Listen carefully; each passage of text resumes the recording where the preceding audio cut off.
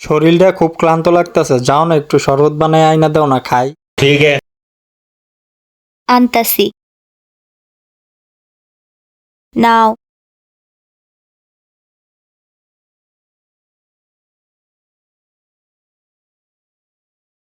পানিটা কি গপ গপ করে না খাই আস্তে খাইতে পারো না? ठीक है।